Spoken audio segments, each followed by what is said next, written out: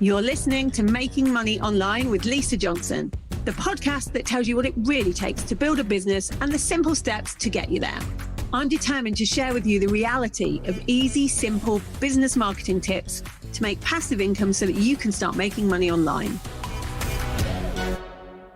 Making Money Online is sponsored by Nicola J. Rowley PR, helping entrepreneurs and brands get visible through strategic storytelling. If you're serious about being seen and impacting the lives of others, harnessing the power of PR is the best way to grow and scale your business.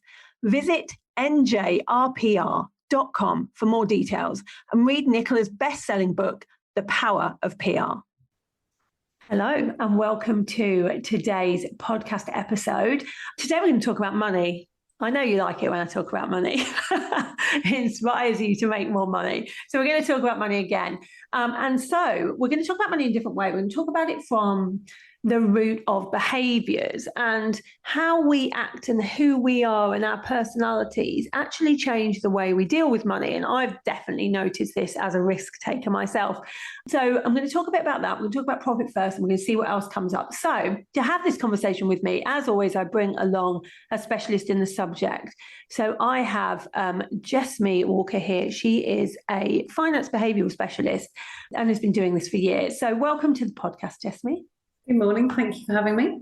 No worries. Tell us a bit about this. When we think about money, especially if we haven't had very much of it, we don't often think that our behaviour can impact how much money we have and what we do with that money. But actually it can, can't it? Tell us how. Yeah, massively. So I'm a financial advisor, chartered financial advisor, and I really struggled with getting different clients to do what I wanted them to. You know, here's the logical, here's the, you should save this much, you should put this in your pension, here's all the tax planning. And it's taken a while, but it's got me to the point where it's like, actually your personality type. So your, you know, those profile testings, the Myers-Briggs, the Insight, the DISC profiles, you know, they throw up a different type of person, and each of those different people behaves differently. So from DISC profiling, the yellow and reds are very decisive. We think we're decisive. I'm one of those. Everyone else thinks we're impulsive, probably. That's true, actually, because I'm one of those. But it makes you much happier to take a risk and much happier to make a decision and let it happen. If you're a blue, particularly the client compliance person, they need all the detail to understand why they're making the decision, to make the correct decision. And then they'll probably panic a lot about whether it is the right decision all the way through. Whereas, you know, I've made the decision and moved on. I'm on something else. So those different personality types really impact the way you behave around money. And for me as a financial advisor, we put in different strategies for those different types to help them stick. That makes so much sense because we already know that selling to those different types is different. You know, like if we sell to a red or a yellow, they just want to know what the end result is. If we sell to somebody who's a blue, they want to know like what modules there's going to be and what's going to be in there and how long it's going to take and all of that different detail. And there's others as well. There's greens, there's a whole dual system around this. And so it makes sense that actually not just in how they spend their money when it comes to courses and things like that, but how they invest is going to be different. Yeah, totally. I'm a yellow and I'm naturally that impulsive, you know, I move all the money around for my tax account and I move money to the savings account and all the sensible things that you should do. But if something comes along and I think, oh, I want to do that course, that thing, that buy that, whatever it is, I'll move the money back and just go and do it. And you won't worry about it. And sometimes I'll go, oh, damn, that was the tax bill. I now have to then rebuild that and there's a panic about it. So the kind of strategy I put in place for myself, my tax account's in a completely different bank and I don't have the app on my phone and I can't see it. And that's a good idea because then you don't take it back. And it's about working out strategies of how to manage your money dependent on the personality you have, isn't it? Because I'm like you. So we put a certain amount per year that I'm allowed to put into latest harebrained schemes or investments. So whether this is arbitrage trading, which actually has done me quite well so far, to cryptocurrency, to anything that I want to play with that's very high risk and see if it works, then I'm allowed to do it. And then there are other things that my financial person who works with me in the company, she earmarks for things like pensions and won't let me play with. So depending on the kind of person you are. And I think sometimes taking a risk isn't a bad thing. People often see it as a bad thing, but I think it's about balance. It's about understanding who you are as well, because so you and I have that little pot that we're allowed to play with, because I do exactly that as well. But so Vicky, who works for me, example, is a absolute blue. And if she can't see that money in the right place, in the right pot as her safety net, it makes her really anxious. So someone like her has to be able to see it, because they're never going to touch it. I use her as an example just because that's how she works. But it's just managing what you do. I mean, I have investment clients with pension money that 80% of it is in something sensible. And we have one of the platforms we use has a separation tool that you can earmark a little chunk of money for them to go and whatever the latest conversation is of the latest fund that they think they want to follow, and off they go with that bit. Yeah. And I do the sensible bit with the rest of it. I quite like that. But it keeps everybody happy then. They don't resent the fact they're putting money into boring stuff that they don't want anything to do with. And we have a little bit of competition as to who's doing better on the investment front. Yeah, just a little bit of a contest going on there. I have some clients, it has to be said, that have built up money quite quickly, like I did, because their business is going well and they haven't had money before. And so they're too scared to do anything with it. And so it sits in a bank account, which kills me, because bank accounts like some of the worst, performing investments that you can do. And yet people have 700 to 2 million sitting in a bank account doing nothing. Yeah. And I try and tell them, there are other things you can be doing with this, but they're worried that it will all just disappear because they haven't had money before. How do you work with people to kind of try and persuade them that it is safe to invest? Because I'm a massive believer that your money should be making money for you. Yeah, absolutely. So that's a really interesting one, because the number stays the same, the 700,000 or the 2 million stays the same. They don't realise that it's actually going backwards because of inflation. Even inflation at low rates, it's still eating into that money. And it is really hard, and people go, oh my God, I'm going to lose everything. So just a small bit. With someone like that, I would say, okay, let's start with 40,000. Here, do your ISA each year. Just start with a little bit. And then when they realise it's not as unsafe as it is, and it's just education, it's, this is what the stock market does. This is what to expect. It goes up and down. And when it goes down, it goes back up again. We lost 30% in COVID. The stock market went down in a 2-week period. It's one of the sharpest ones we've seen. And it bounced back about 6-7 months later when we realised that we weren't all going to die suddenly. And that was a really big deal.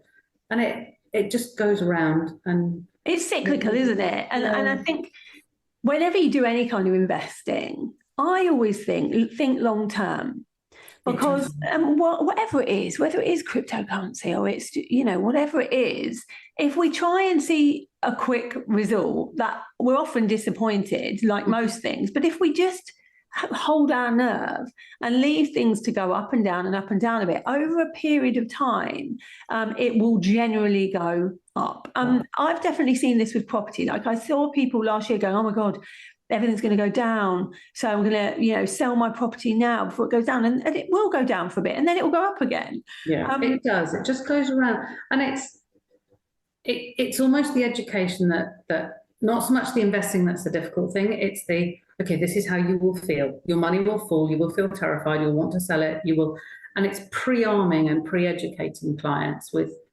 one of the biggest conversations I have is, this is what's coming. It's going to be horrible. You're going to want to sell everything and hide under the duvet. Don't come out from under the duvet, having squirreled down the back of the sofa and found any spare cash you have, and buy it at that point. But that's terrifying. It's like, oh, what if I'm wrong? Well, yeah, well, you won't be at some point. These are the same conversations I have with people about business. When they say, when there's a dip, like this year, the beginning of this year, everybody felt a bit of a dip. in business, because the cost of living crisis makes people panic for a while, and then they realize nothing's actually ending and they start spending again, and we come out of recession. And we knew it was going to happen. So I said to everybody, you are going to find people spend less for a bit. And some people like, oh, my business isn't working, I'm stopping it. And sometimes it's just about staying in the game for a bit longer. And actually, if you can put money into a recession, or time and effort into your business in a recession, when the market turns around and comes back up, you're one of the few there that hasn't closed it down. And companies or businesses that start in a recession, or people that invest at that point, they're the ones that benefit the most, because they get all the short-term upsell, and then the long-term just steady growth as well. Absolutely. I'm a big believer in investing during the recession. We're growing as much as we ever have during this one, because I completely understand that by putting money in now, marketing now, we're going to be in a really good position in a year or two's time. And that's what it's all about. Let's talk about profit first. So a lot of people that start making money in their business don't really know how to keep that money. And I often have people say to me at the end of a month, well, I did make money, my revenue was this, but I don't seem to have any left to spend. And it's usually because they're not managing it well when they get it, because they've never had to before and they don't really know how to. And no one really teaches us this stuff. Now, I learned profit first, and so knew how to do that. But that book is complicated. I got confused very quickly when I first started reading it. What is the basics of it? So I read it full through the first time and kind of thought, well, that's a great idea, but I still don't know what to do.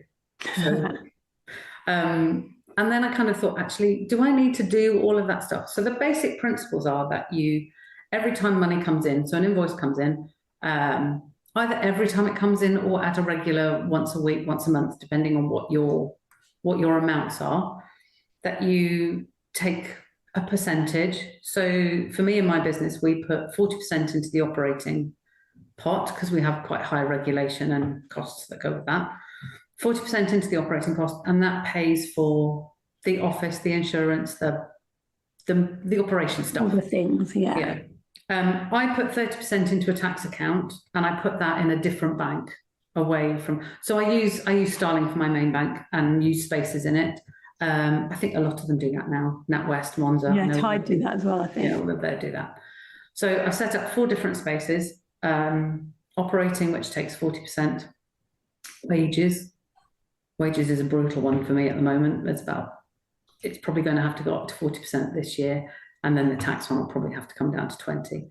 And out of then, I do it slightly differently, because out of the operations one, so on the 1st of every month, I take half of what money is left in there and put it across again into another bank, because that's mine. That's the profit part of it, if you like.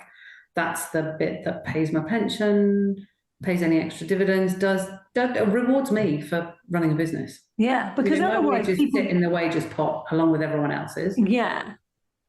People generally don't do it that way. They pay everything else and everyone else and invest back into the business, and then they've forgotten to pay themselves.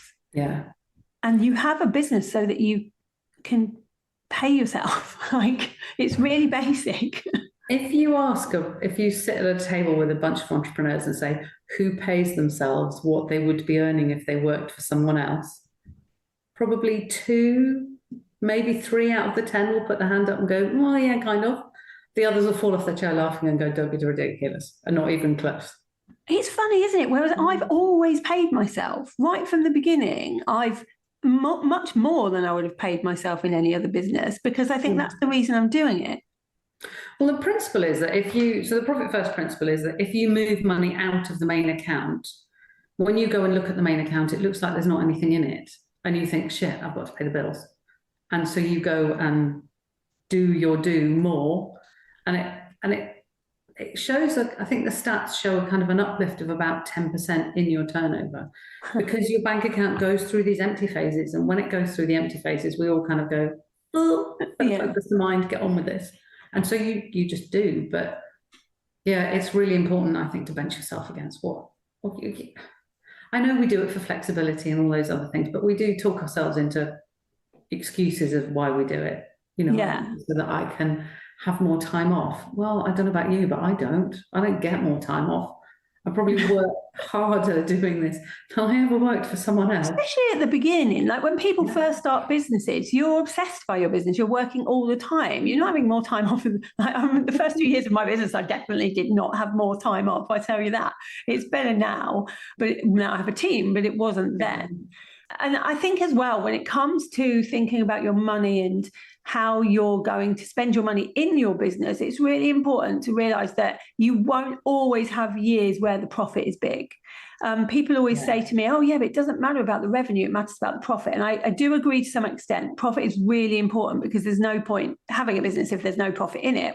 But we go through times where we know we're investing in staff and business and platforms and this kind of thing. And so we know that the profit margin is going to be smaller on the basis that we're growing the business. And then it goes up hugely, like the next year, for example. People often think that that's a bad thing, but it's not. It's not. It's like a staircase. You go up and everything then gets a bit unwieldy. You have a massive growth spurt and everything gets a bit unwieldy and you think, oh my God, it's out of control. I don't know what I'm doing.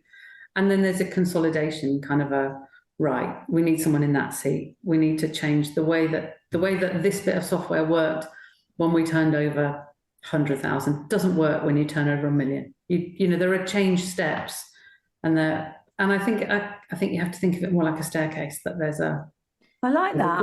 Growth, stop, consolidate, sort it out. Okay, ready to go again. Yeah, and that's a better way of thinking of it. Like if you were to listen to people on the internet, it's constantly you have to be growing. If you've made 7 figures this year, you need to make 8 figures next year. And it's ridiculous, like the way we're thinking about things online. And I always think it's really funny how we know that in the first year or so, even more than that sometimes of business, we might barely break even. And yet online, if we're not making 7 figures in profit in the first 4 months, we've somehow failed. Like, this isn't right, isn't it? So I have a thing, again, going back to the behavioural finance and what, I don't let my clients watch the news and or log into their accounts for the first year. And that's the trouble with being online, is that, you go on to go and do your own marketing and your own bit, and you get sucked into what everyone else is saying, and you start reading stuff and you're like, oh my God, I'm not doing this right. And it doesn't matter. It's your journey. It's not anyone else's go. Absolutely. But we get sucked into someone else is saying, that I've got to do that too. And what happens is you just fall apart. It's not the way of doing it. Like, you want a long-term sustainable business model, and you don't get that if you're trying to do these big peaks all the time. Like, it's okay to grow slowly. Yeah. Can you imagine going from, 100 to 1 million in, a year, and then to 10 million? The pressure that would put on yourself. Yeah, there is pressure. I can tell you there's pressure in that.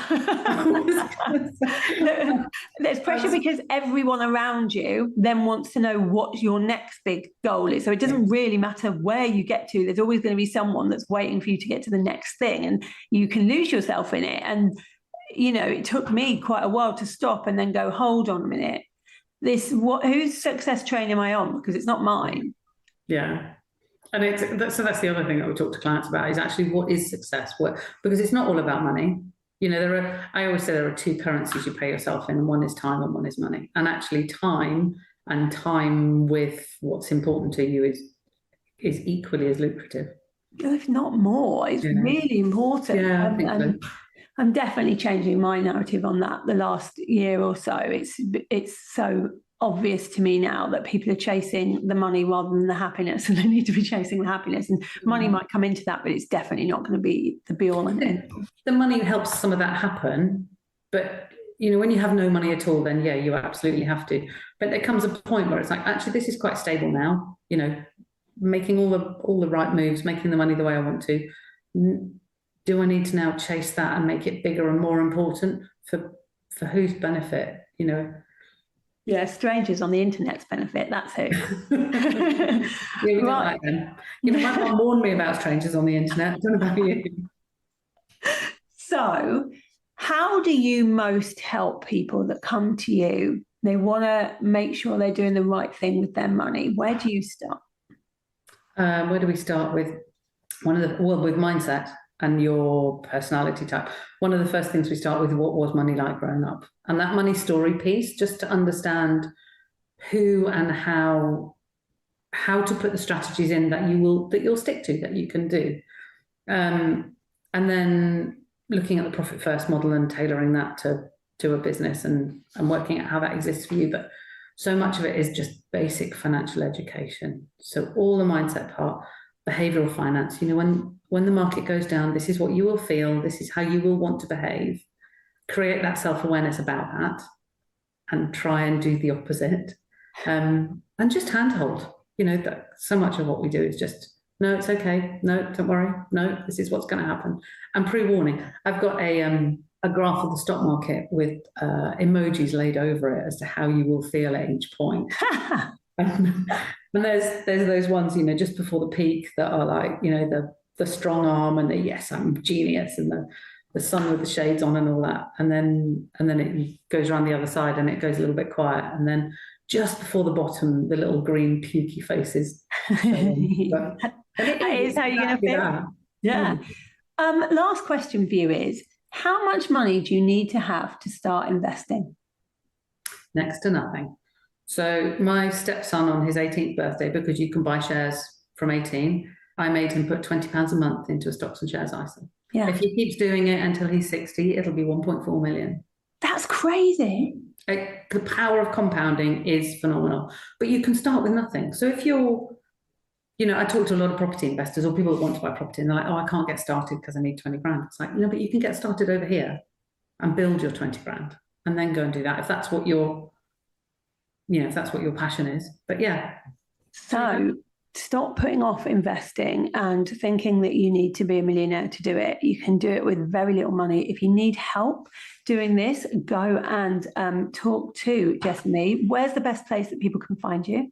Bare Naked Money is Instagram, and there's a Bare Naked Money community on Facebook. I'm in there talking about all things behavioural and money and how to start investing. Amazing. Definitely go and check that out. We'll put the links in the show notes for you as well. But thank you for coming on and chatting to us about this. And thank you guys for listening.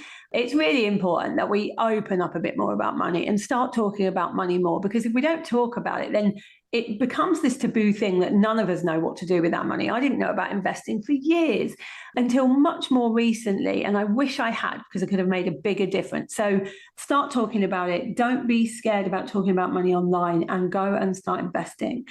And I will be back next week with another episode of Making Money Online. Thank you for listening to Making Money Online with Lisa Johnson. If you'd like to get hold of my guide to launching, go to lisajohnson.com/launch and let's get you making money online.